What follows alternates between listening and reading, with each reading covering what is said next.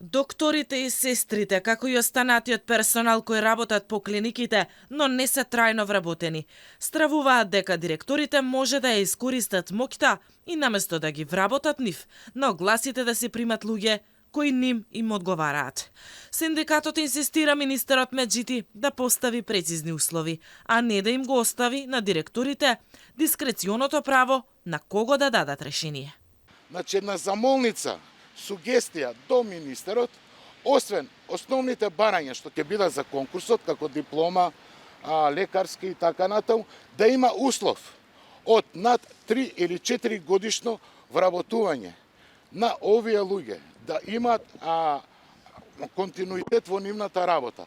А бидејќи овие луѓе не биле пријавени, овој континуитет на работа можат да го земат со потврда од агенцијата кај што се пријавени и со потврда од раководителите.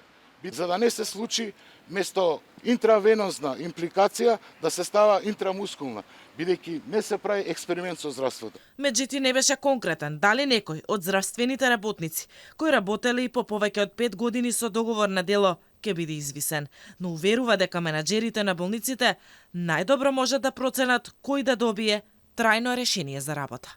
Ја лично ќе се залагам и денеска побарав од службите, значи да ми поднесат листа на сите договор на дело низ цела држава во здравствените установи јавни, за да знаеме отприлика колкав е бројот.